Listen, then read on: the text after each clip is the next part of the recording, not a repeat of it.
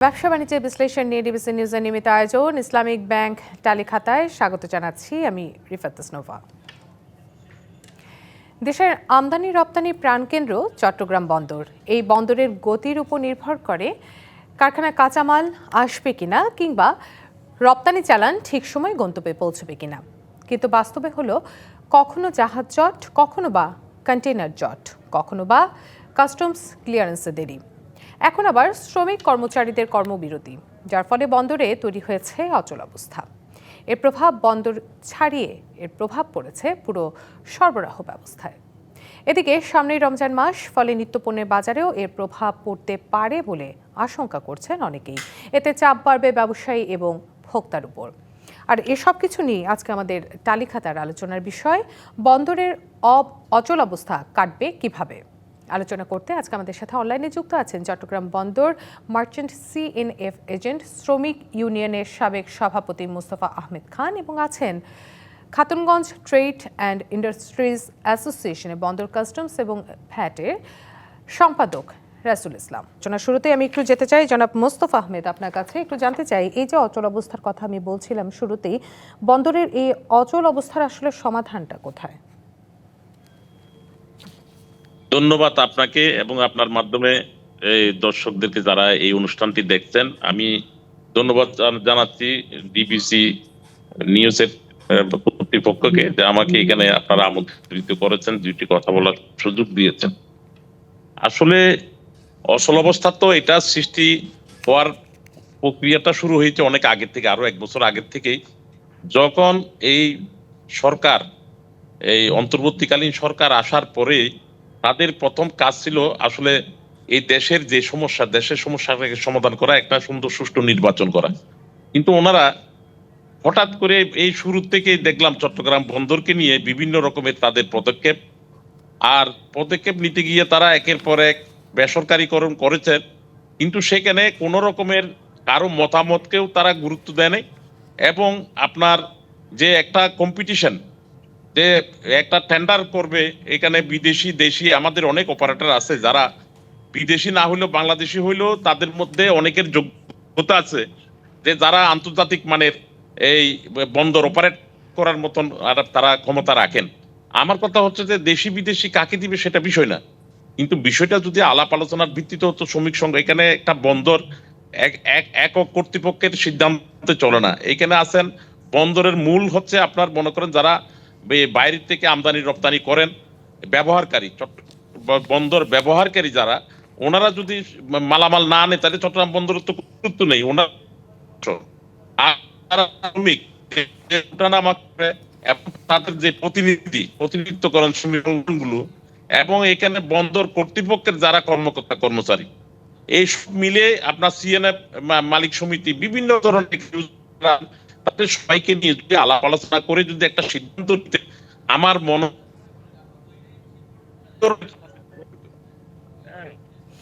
জি, আপনি যেমনটি বলছিলেন যে আলাপ আলোচনার মাধ্যমে বিভিন্ন সিদ্ধান্ত যেগুলো নেওয়া হয়েছে সেগুলো আলাপ আলোচনার মাধ্যমে নেওয়া যেত। আমি একটু জনাব রাইসুল আপনার কাছে একটু যেতে চাই। ইতিমধ্যে দীর্ঘ দেখা যায় কন্টেইনার জট দেখা যায় কিংবা বিভিন্ন যে সমস্যাগুলোর কথা আমি বলছিলাম, এখন প্রতিদিন 150 কোটিরও বেশি রাজস্ব বঞ্চিত হচ্ছে সরকার। সার্বিক প্রভাব এখানে কতটুকু পড়ছে আপনি আমাকে একটু বলবেন? জি ধন্যবাদ। আসলে যে পরিমাণ রাজস্ব সরকার হারাচ্ছে এই কথাটা অনস্বীকার্য, এটা সত্যি। এবং এটার প্রভাবটা হচ্ছে, আমি একটা উদাহরণ দিয়ে বোঝাতে চাই। এই মুহূর্তে রমজান উপলক্ষে যেসব পণ্য আমাদের দেশে আমদানি হচ্ছে এবং সেগুলোর খালাস প্রক্রিয়া চালু ছিল, আপাতত এটা বন্ধ হওয়ার মাত্র 3 দিনের মধ্যেই আপনি খেজুরের কথা আমি বলতে চাই, বিকজ আমি খেজুরের সাথে জড়িত আছি। খেজুরের প্রাইস লোকাল মার্কেটে আমি বলবো 10% বৃদ্ধি পেয়েছে, 5 থেকে 10% বৃদ্ধি পেয়েছে। এটা অনস্বীকার্য যে এই কন্টেইনার জটের কারণে, এই যে খালাসের প্রক্রিয়া জটের কারণে এই জিনিসটা সৃষ্টি হয়েছে। এখানে স্টেক হোল্ডার যারা আছে তাদের সবাই তো ক্ষতিগ্রস্ত অবশ্যই। সবচেয়ে বেশি ক্ষতিগ্রস্ত হচ্ছে দেশের সাধারণ মানুষ যারা ভোক্তা। তো আমি মনে করবো এটা আলাপ আলোচনার মাধ্যমে যদি করা যেত তাহলে সবচেয়ে বেটার হতো, যে কখন বন্দর কাকে দেয়া হবে না হবে এসব কিছু আলাপ আলোচনার মধ্যে করলেই ভালো হতো। তো তো সম্ভবত আলাপ আলোচনার মাধ্যমে সবকিছু করা হয়নি, অথবা যা করা হয়েছে ওটা যথেষ্ট ছিল না, সেক্ষেত্রে এই ধরনের প্রবলেমটা সৃষ্টি হয়েছে বলে আমি মনে করছি। জি, জনাব মোস্তফা যেমনটি বলছিলেন, আলাপ আলোচনার মাধ্যমে বিভিন্ন সমস্যার সমাধান করা সম্ভব। জনাব রাইসুল, আপনার মুখে আমরা একই কথা শুনছি, কিন্তু এখন সম্প্রতি দেখতে পাচ্ছি শ্রমিক আন্দোলন, সেটিও কিন্তু একটি গুরুত্বপূর্ণ বিষয়। আমরা আসবো এই বিষয়ে, কিন্তু তার আগে নিচ্ছি ছোট একটি বিরতি। দর্শক, বিরতি নিচ্ছি। ব্যবসা বাণিজ্য বিশ্লেষণ নিয়ে ডিবিসি নিউজের নিয়মিত আয়োজন ইসলামিক ব্যাংক টালিখাতায়, সঙ্গে থাকুন। জানাচ্ছি ব্যবসা বাণিজ্য বিশ্লেষণ নিয়ে ডিবিসি নিউজের নিয়মিত আয়োজন ইসলামিক ব্যাংক টালিখাতায়। আজ আমরা আলোচনা করছি একটি বিষয় নিয়ে, যার বিষয় নির্ধারণ করা হয়েছে বন্দরের অচল অবস্থা কাটবে কিভাবে। এই আলোচনার জন্য আমি আবারও চলে যাচ্ছি জনাব মোস্তফা, আপনার কাছে একটু জানতে চাচ্ছি, 1 বছরের মধ্যে আমরা দেখেছি প্রায় 3 বার শ্রমিক অসন্তোষ। এটি কেন আসলে নিয়ন্ত্রণহীন? এটি নিয়ন্ত্রণ করা যাচ্ছে না কেন, একটু জানাবেন। নিয়ন্ত্রণ করা যাচ্ছে না, আসলে বিষয়টা হয়েছে কি, দীর্ঘদিন এই সরকার আসার পরেই যারা দীর্ঘদিন 17টি বছর বাংলাদেশের গণতন্ত্রকে যেভাবে হত্যা করেছে, ঠিক সেইভাবে চট্টগ্রাম বন্দরের শ্রমিক রাজনীতিকেও ওই একই দল, বিশেষ করে আমি নামই বলি আওয়ামী লীগ, আপনার শ্রমিক সংগঠন, তারা কোনো নির্বাচন 17 বছরের মধ্যে, যেটা আমাদের 2 বছর পর নির্বাচন, রকমের নির্বাচন তারা দেন নাই। এবং যার ফলশ্রুতিতে এই আওয়ামী লীগ সরকার যেভাবে পালিয়েছেন, ঠিক বন্দরেরও সিবিএর দুটি সংগঠনের সমস্ত নেতারা পালিয়ে গিয়েছেন।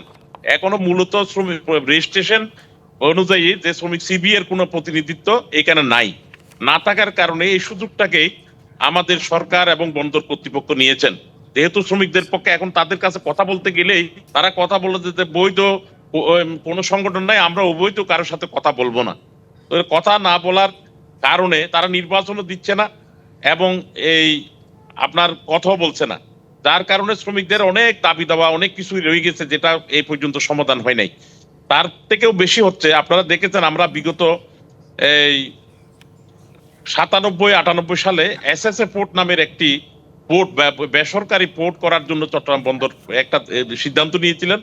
তখন সেটাও কিন্তু 22 সংগঠন, তখন 22টা রেজিস্ট্রেশন সংগঠন ছিল, 22 সংগঠন একসাথে মিলে আন্দোলন করে সেটাকে হতে দেয় নাই। কারণ সেটাতে দেখেছে দেশের স্বার্থ এটাতে বিঘ্নিত হবে, দেশের স্বার্থ ক্ষতিগ্রস্ত হবে, তার কারণে এটা হতে দেয় নাই।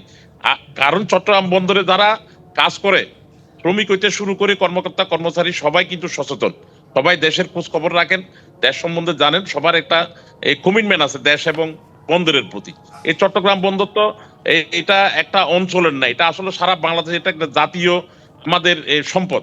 এই সম্পদটাকে রক্ষা করা আমরা মোস্তফা, এখানে একটি গুরুত্বপূর্ণ বিষয় আপনি তুলে ধরেছেন, যেখানে নিয়ন্ত্রণহীনের কারণ হচ্ছে গত 15 বছর এখানে নির্বাচন হয়নি, এবং একই সাথে ফলে এই শ্রমিক আন্দোলনটিকে আসলে নিয়ন্ত্রণ করা সম্ভব হচ্ছে না, নিয়ন্ত্রণহীন হয়ে উঠেছে। আমি একটু জানতে চাচ্ছি জনাব রাইসুল, একে তো এখন একটি নির্বাচনের সময়, তার উপরে এই যে লাগাতার শ্রমিক আন্দোলন চলছে, এখানে ব্যবসায়ীদের আসলে অস্বস্তি কি হচ্ছে, বা তাদের স্বস্তিটা আসলে এখানে ফিরবে কিভাবে? ধন্যবাদ। দেখুন, এই মুহূর্তে আসলে স্বস্তি ফিরার কি উপায়, এই জিনিসটা আসলে আমাদেরও বোধগম্য নয়। এটার মূল যেটা কারণ সেটা হচ্ছে, একে তো এখন ইলেকশন, আর দ্বিতীয়ত এমনিতেই আমরা ব্যবসায়ীরা ইলেকশনের আগে একটু অস্থিরতার মধ্যে যাই। আমাদের যে দেনার চাপ আছে ব্যাংকে, আমাদের যে বিজনেসটা কন্টিনিউ করতে হয়, এমনিতেই সবাই স্থবির হয়ে যায়। আমাদের কাস্টমাররা এই সময় পণ্য নিতে চান না, আমরা এটাতেও একটু হিমশিম খাই। তার উপর আবার যদি কোনো আন্দোলন হয়, হ্যাঁ, সেক্ষেত্রে দোষটা জারি হোক বা যেখানেই ভুল বোঝাবুঝিটা হয়ে থাক না কেন, এখানে এটার কারণে বাজারও অস্থিতিশীল অবস্থায় চলে যায়। বাজার অস্থিতিশীল অবস্থায় চলে গেলে আমাদের সেলস ভলিউমটাও কমে যায়, এবং সেলস ভলিউমটা কমে যাওয়ার কারণে আমরা কিন্তু পুনরায় আরো বেশি চাপের মধ্যে পড়ে যাই। তো জিনিসটা আসলে রিসিপ্রোকাল, এটা একটার সাথে একটা কানেক্টেড জিনিস। তো আমি মনে করি আলোচনার উপরে কিছুই নেই, এখানে আলোচনার দরজাটা একটু মনে করছেন যে আলোচনা করলে বন্দরের অচল অবস্থা আবার সচল হবে এবং একই সাথে বন্দরের কার্যক্রম নিরবিচ্ছিন্ন হবে? আমি অবশ্যই মনে করি, বিকজ আপনি দেখেন, আপনি যখন একটা জিনিস ইম্পোজ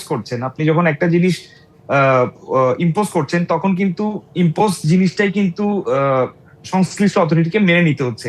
এখন যদি তাদেরকে ডাকা হয়, সে ফর এক্সাম্পল তাদেরকে ডাকা হলো, বলা হলো যে আপনারা আসেন, কাজ চালিয়ে যান, আপনাদের মধ্যে থেকে একটা প্রতিনিধি দল আসুক আমাদের কাছে, আমরা একটু কথা বলি, তাহলে কিন্তু অ্যাটলিস্ট পণ্য খালাসের যে প্রক্রিয়া ওটা কিন্তু চালু থাকতো, এবং আমাদের ব্যবসায়ীদের অস্বস্তি কাটতো, এবং আমাদের যে ভোক্তাদের যে এখন যে নাগালের বাইরে চলে যাচ্ছে জিনিসের দাম, সেটাও কিন্তু তারা উপকৃত হতো।